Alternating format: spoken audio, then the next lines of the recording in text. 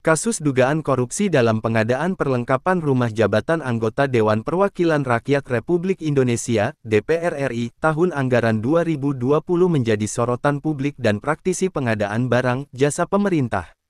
Kasus ini melibatkan 7 tersangka, termasuk Sekretaris Jenderal Sekjen DPR RI, Indra Iskandar, yang ditetapkan oleh Komisi Pemberantasan Korupsi KPK pada Maret tahun 2025.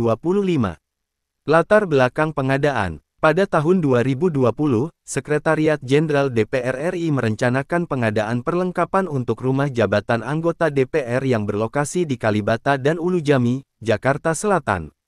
Pengadaan ini mencakup berbagai barang, termasuk televisi, kulkas, kasur, dan peralatan dapur, dengan total anggaran mencapai 120 miliar rupiah.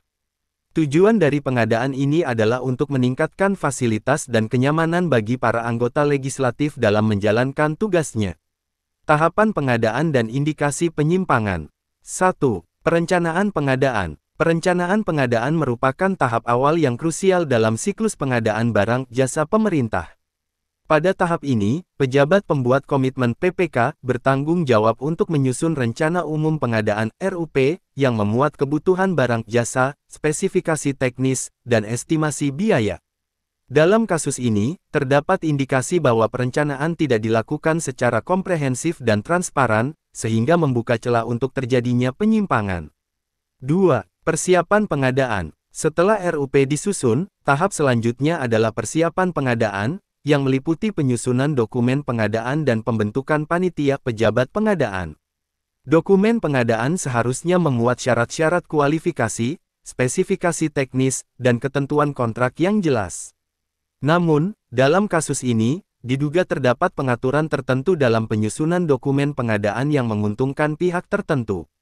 3. Pelaksanaan pengadaan. Tahap ini melibatkan proses pemilihan penyedia barang jasa melalui metode yang sesuai, seperti tender atau penunjukan langsung. Dalam kasus ini, terdapat indikasi bahwa proses tender hanya dilakukan sebagai formalitas, dengan pemenang yang sudah ditentukan sebelumnya. Selain itu, ditemukan praktik pinjam bendera, di mana perusahaan yang tidak memenuhi syarat menggunakan nama perusahaan lain untuk mengikuti lelang.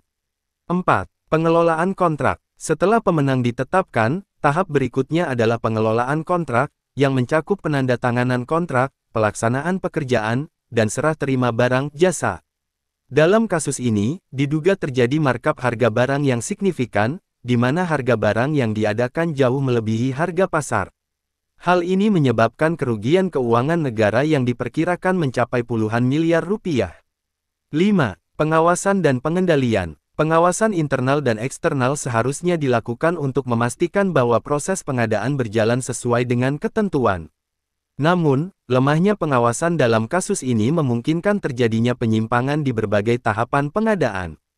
Modus operandi korupsi. Berdasarkan temuan KPK, modus operandi yang digunakan dalam kasus ini meliputi pengaturan pemenang tender telah ditentukan sebelumnya, sehingga proses lelang hanya menjadi formalitas.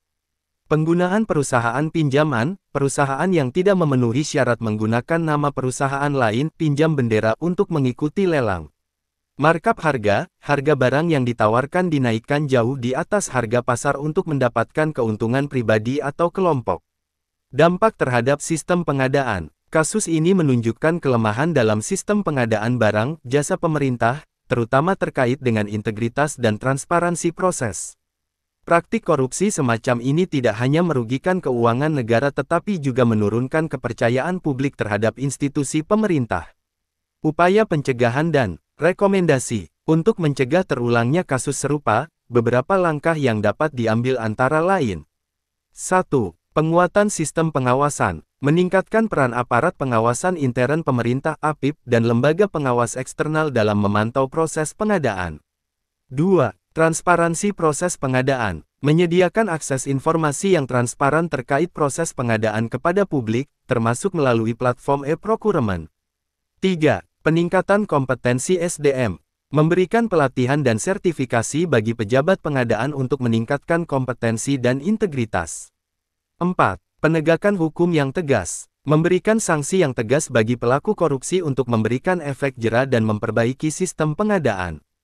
Kasus dugaan korupsi dalam pengadaan perlengkapan rumah jabatan DPR RI tahun 2020 menjadi cerminan betapa rentannya sektor pengadaan terhadap praktik korupsi.